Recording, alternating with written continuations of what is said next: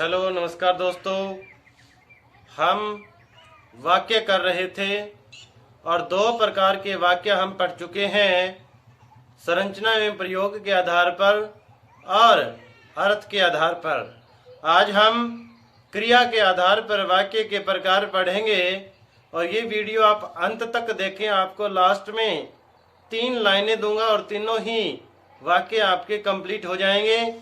देखिए, आज हम शुरू करते हैं क्रिया के आधार पर। क्रिया के आधार पर वाक्य। क्रिया के आधार पर वाक्य होते हैं 3। क्रिया के आधार पर वाक्य होते हैं 3। देखिए, एक होता है कर्तरी वाच्य,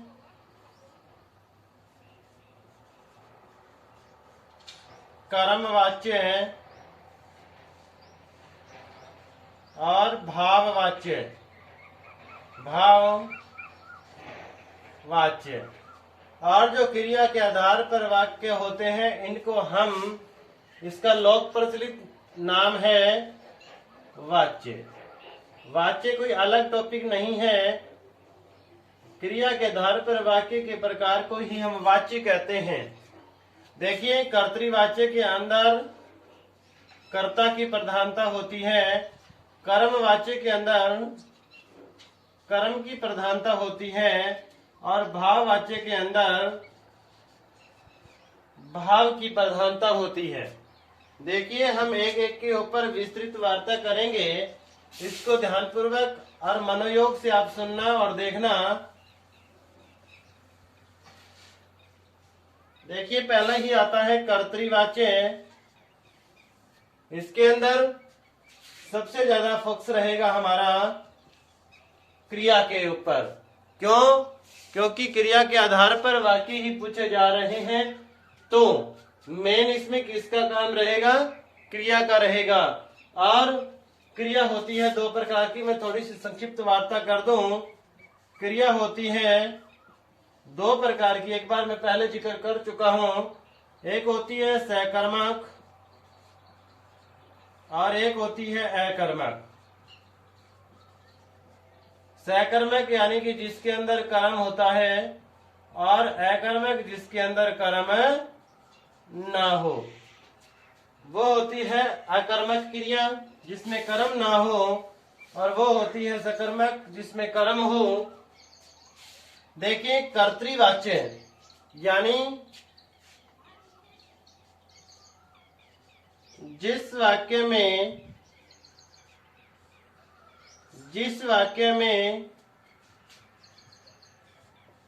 क्रिया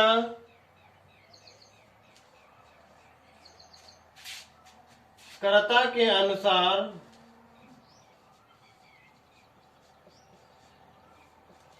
परिवर्तित होती हो। परिवर्तित होती हो अर्थात क्रिया और कर्ता समान लिंग वचन के हों। देखिए, जिस वाक्य में क्रिया कर्ता के अनुसार परिवर्तित होती हो, अर्थात क्रिया और कर्ता समान लिंग वचन के हों, यानी कि कर्ता और क्रिया का जो लिंग है और वचन है वो समान होना चाहिए।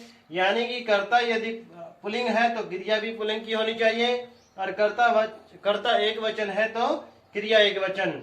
यदि कर्ता स्त्रीलिंग है तो क्रिया स्त्रीलिंग, यदि कर्ता बहुवचन है तो क्रिया भी बहुवचन की होनी चाहिए। इसमें देखिए, इंपॉर्टेंट महत्वपूर्ण तथ्य देखिए। महत्वपूर्ण तथ्य देखिए, महत्वपूर्ण तथ्य के अंदर आते हैं कि कर्ता विभक्ति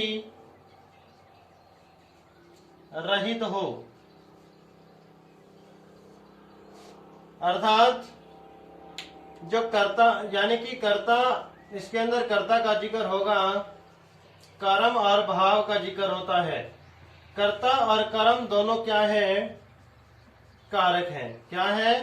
कारक हैं। और इनके विभक्ति चिन्ह होता है, कर्ता की विभक्ति चिन्ह होती है ने और कर्म की होती है विभक्ति को।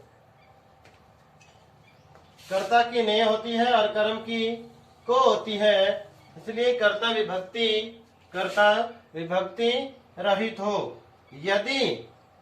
यदि कर्ता में विभक्ति होगी, यदि कर्ता में विभक्ति होगी तो ने होगी, और जब कर्ता में विभक्ति ने होगी तो कर्म विभक्ति रहित होना चाहिए। देखिए, कर्ता विभक्ति रहित हो, पहली कंडीशन ये है, यदि कर्तृवाच्य के अंदर कर्ता के साथ विभक्ति ने आएगी तो कर्म विभक्ति रहित होना चाहिए। कर्म विभक्ति रहित होना चाहिए। देखिए, हम इसके इंपोर्टेंट उदाहरण के ऊपर वार्ता करते हैं।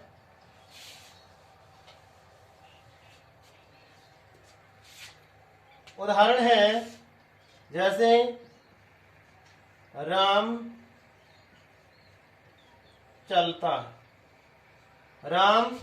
चलता है, और इसके अंदर देखिए क्रिया अकर्मक भी हो सकती है और सकर्मक भी हो सकती है, जैसे कि राम चलता है। देखिए, राम क्या है? सबसे पहले हमें क्रिया देखनी है। क्रिया पुल्लिंग है, एक वचन है। अब देखिए, क्या राम है वो पुल्लिंग है? राम पुल्लिंग है। क्या एक वचन है? एक वचन है। अब इसका हम कैसे पता लगाएं कि ये क्रिया है, ये कर्ता के अनुसार है? सबसे पहले तो कि क्या है? विभक्ति रहित है, और जो कर्ता विभक्ति रहित होगा वो अवश्य कर्तृवाच्य के अंदर आएगा। लेकिन हम इसको चेक कर लेते हैं। देखिए, राम की जगह हम इस कर्ता को बदल देते हैं, हम सीता कर देते हैं। जैसे ही हम सीता करेंगे तो क्या सीता चलता है? नहीं। क्या आ जाएगा? सीता चलती है। यानी जैसे ही हमने कर्ता को बदला, क्रिया भी अपने आप बदल गई। क्रिया भी अपने आप क्या हो गई? बदल गई। और देखिए,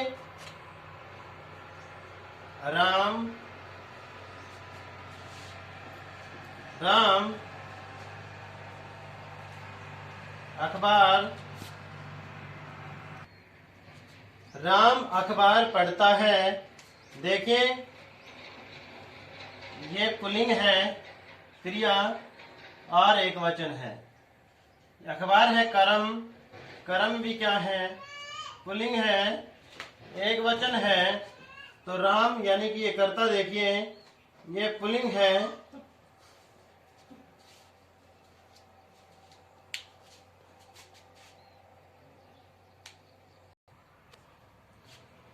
राम भी पुल्लिंग एक वचन है, अखबार पुल्लिंग एक वचन है, पढ़ता पुल्लिंग एक वचन है। यानी कि क्रिया और कर्म और ये सारे एक ही पुल्लिंग, एक ही समान है। यानी कि पुल्लिंग एक वचन है, पुल्लिंग एक वचन है। देखिए, हम कैसे इसकी पहचान करें कि ये कर्तृवाच्य है या कर्मवाच्य है? देखिए कर्ता को बदल दीजिए, लिख दीजिए सीता अखबार पढ़ता है या पढ़ती है। जैसे ही हमने कर्ता को पुल्लिंग से स्त्रीलिंग किया तो क्रिया भी पुल्लिंग से क्या हो गई? स्त्रीलिंग। इसलिए ये वाक्य कौन सा हुआ? ये वाक्य हुआ हमारा कर्तृवाच्य का। ये वाक्य हुआ हमारा कर्तृवाच्य का, ये था कर्तृवाच्य। देखिए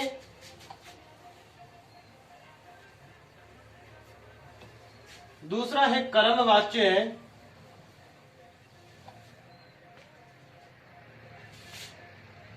दूसरा है कर्मवाच्य, यानी इसके अंदर प्रधानता किसकी होती है? कर्म की। किसकी होती है? कर्म, यानी जिस वाक्य में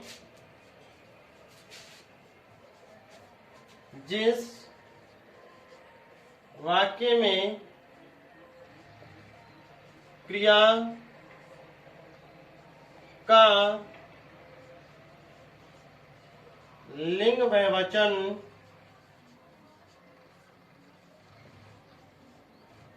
कर्ता के अनुसार हो, यानी जिस वाक्य में क्रिया का लिंग व वचन कर्ता के अनुसार हो, यानी कर्ता के अनुसार परिवर्तित हो जाए, वो वाक्य कौन सा कहलाता है? वो वाक्य कहलाता है कर्मवाच्य। वो वाक्य कहलाता है कर्मवाच्य। इसमें देखिए, इसमें देखिए क्रिया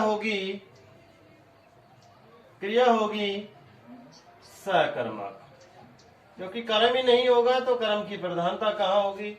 यानी कि जिस वाक्य के अंदर क्रिया का लिंग व वचन कर्ता के अनुसार हो और कर्म की क्या हो? प्रधानता। क्रिया क्या होगी? सकर्मक होगी। और कर्ता के साथ विभक्ति चिन्ह का प्रयोग किया जाएगा, या तो से या के द्वारा, या तो से या के द्वारा। देखिए उदाहरण,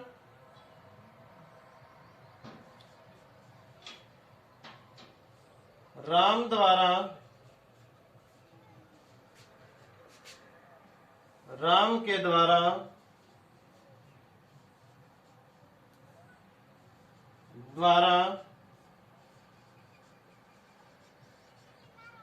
अखबार पढ़ा जाता। राम के द्वारा अखबार पढ़ा जाता है, यानी ये हमारी क्रिया क्या है? पुल्लिंग है और एक वचन है। अखबार क्या है? पुल्लिंग है और एक वचन है। राम क्या है? पुल्लिंग है और एक वचन है। देखिए हम इसका कैसे पता करें? सबसे पहले तो यहां से निकलेगा हमारा क्या, कर्मवाच्य में के द्वारा या से विभक्ति आएगी, लेकिन ये तो भाववाच्य के अंदर भी होता है। देखिए हम इसको बदल देते हैं कर्ता को।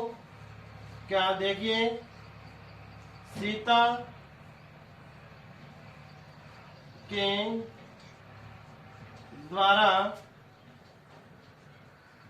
अखबार पढ़ी जाती है या पढ़ा जाता है? पढ़ा जाता है। देखिए जब हमने पुल्लिंग से स्त्रीलिंग कर्ता में बदलाव किया तो क्रिया के ऊपर किसी प्रकार का कोई प्रभाव नहीं पड़ा। क्रिया के ऊपर किसी प्रकार का कोई प्रभाव नहीं पड़ा। अब देखिए हम कर्म को बदल करके देखते हैं। राम के द्वारा पुस्तक पढ़ी जाती है। राम के द्वारा पुस्तक पढ़ी जाती है। देखिए राम क्या है? पुल्लिंग एक वचन, पुस्तक क्या है? स्त्रीलिंग और एक वचन, और क्रिया भी क्या है? स्त्रीलिंग और एक वचन। यानी जो ये क्रिया है ये किसके अनुसार बदल रही है? ये कर्म के अनुसार बदल रही है। इसलिए ये वाच्य या ये वाक्य कौन सा है? कर्म वाच्य है। ये वाक्य कौन सा है? कर्म वाच्य है। तीसरा देखिए,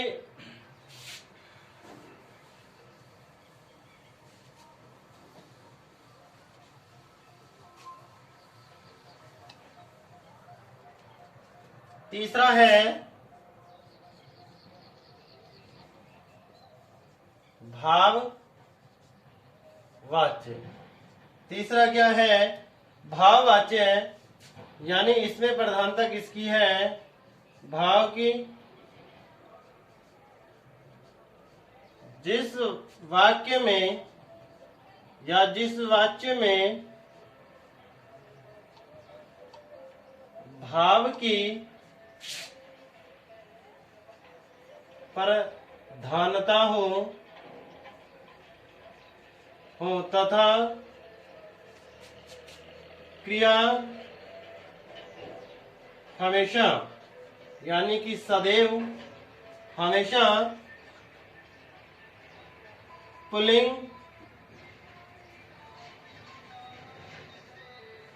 एवं पुल्लिंग में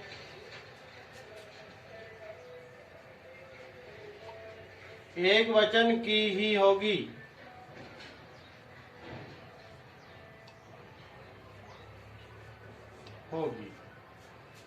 देखिए, जिस वाक्य में भाव की प्रधानता हो तथा क्रिया हमेशा पुल्लिंग में एक वचन की हो, उसे हम भाववाच्य कहते हैं।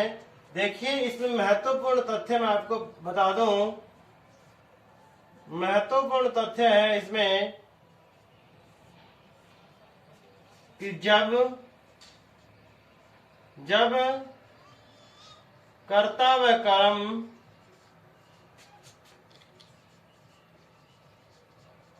विभक्ति सहित हो तो वो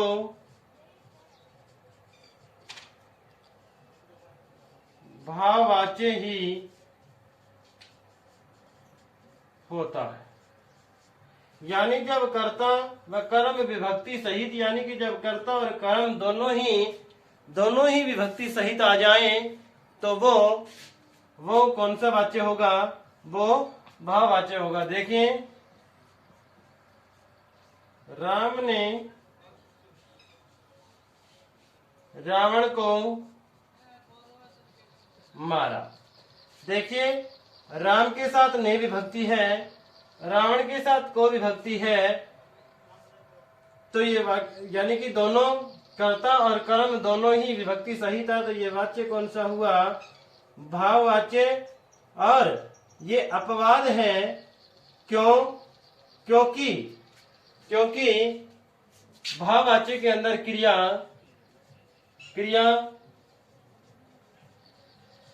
अकर्मक होती है। भाववाच्य के अंदर क्रिया क्या होती है? अकर्मक होती है। लेकिन यहाँ राम क्या है? कर्म है, यानी कि क्रिया है सकर्मक है। देखिए, आप कर्ता और कर्म को बदल दीजिए, लेकिन क्रिया के ऊपर किसी प्रकार का कोई प्रभाव नहीं पड़ेगा। जैसे हम इसको कह दें, राम ने सीता को देखा, यानी कि हमेशा क्रिया क्या रहेगी? क्रिया रहेगी हमेशा पुल्लिंग और एक वचन में रहेगी। राम ने सीता को देखा, सीता ने राम को देखा, राम ने रावण को मारा। इस प्रकार के जो वाक्य होते हैं वो किस में आते हैं? वो आते हैं भाववाच्य में। वो आते हैं भाववाच्य में।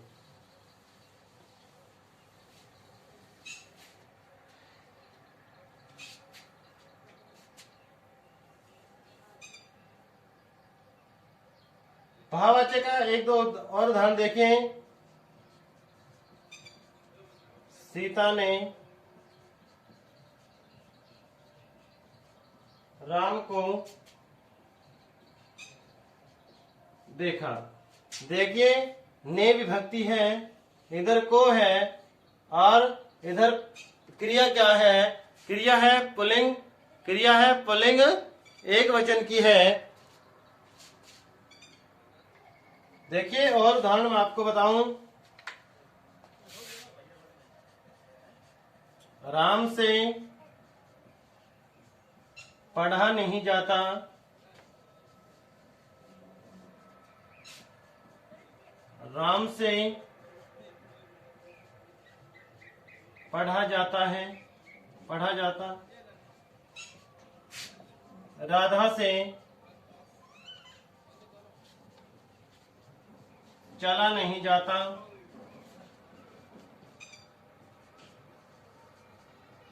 राधा से चला जाता है।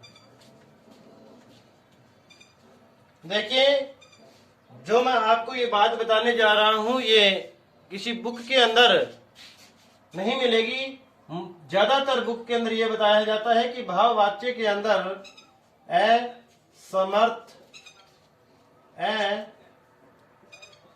असमर्थता का भाव पाया जाता है, यानी कि असमर्थता का भाव पाया जाता है, लेकिन ये कोई जरूरी नहीं है। देखिए इस वाक्य को आप भूल जाइए, असमर्थता भी हो सकती है और समर्थता भी। जैसे ये सारे के सारे वाक्य हैं, ये वाक्य जो हैं ये भाववाच्य के हैं, भाववाच्य के हैं। जैसे राम से पढ़ा नहीं जाता, ये असमर्थता का है क्योंकि नहीं जाता, चला नहीं जाता, पढ़ा नहीं जाता, लेकिन राम से पढ़ा जाता है, ये क्या है? समर्थता का भाव है। ये क्या है? इसमें समर्थता है, लेकिन इसमें समर्थता नहीं है, इसमें समर्थता नहीं है, ये समर्थता वाले वाक्य हैं। तो ये बात ध्यान रखना कि ये कोई जरूरी नहीं है कि भाववाच्य के अंदर असमर्थता का भाव हो, असमर्थता का भाव हो, ये कोई जरूरी नहीं है। ये असमर्थता भी हो सकती है और ये समर्थता भी हो सकती है। देखिए, अब मैं आपको 3 लाइनें, 3 पंक्तियां देने वाला हूं जो पूरे वाक्य को या क्रिया के आधार पर वाक्य को कंप्लीट करेंगे। देखिए, पहला है हमारा कर्तृवाच्य। कर्तृवाच्य है, कर्तृवाच्य में क्या होगा? कर्ता विभक्ति रहित होगा। यदि विभक्ति होगी तो कर्ता के साथ सिर्फ ने विभक्ति होगी और कर्म विभक्ति रहित होगा। जब कर्ता के साथ ने विभक्ति होगी तो कर्म विभक्ति रहित होगा। दूसरा देखिए, कर्मवाच्य में, कर्मवाच्य देखिए, इसमें कर्ता के साथ विभक्ति होगी या तो से या के द्वारा, और क्रिया होगी, वो क्रिया है वो सकर्मक होगी। क्रिया क्या होगी? सकर्मक होगी। तीसरा देखिए, भाववाच्य, इसमें कर्ता के साथ से या के द्वारा विभक्ति होगी, लेकिन क्रिया क्या होगी? अकर्मक होगी। देखिए, यदि ये 3 पॉइंट आपके पास है तो वाक्य को आप अच्छे से कंप्लीट कर सकते हैं। देखिए, ये था कर्ता के साथ विभक्ति न हो। तो मैं एक उदाहरण आपको बता दूं, राम ने पुस्तक पढ़ी। देखिए, कर्ता के साथ विभक्ति ने है और पुस्तक कर्म है, लेकिन इसके साथ कोई विभक्ति नहीं है। और देखिए, राम ने पुस्तक पढ़ी, राम ने अखबार पढ़ा, यानी कि कर्म के अनुसार क्रिया बदल रही है, फिर भी इसको माना जाएगा, इसको कर्तृवाच्य ही माना जाएगा। क्या माना जाएगा? कर्तृवाच्य। ये क्या है? इसका अपवाद है। क्या है? कि राम ने पुस्तक पढ़ी, ये देखिए जो क्रिया है वो कर्म के अनुसार आ रही है। जब क्रिया कर्म के अनुसार हो तो कर्मवाच्य होता है, लेकिन यदि कर्ता के साथ ने विभक्ति हो और कर्म विभक्ति रहित हो तो वह हमेशा कर्तृवाच्य होता है। जैसे राम ने अखबार पढ़ा, पुस्तक पढ़ी, कहानी सुनी, इस प्रकार। देखिए, ये था हमारा वाच्य या वाक्य क्रिया के आधार पर वाक्य के प्रकार। ये आपके सामने हमने अच्छे से एक्सप्लेन किए। ये वीडियो आपने यहाँ तक देखी, आपका बहुत बहुत धन्यवाद। नमस्कार।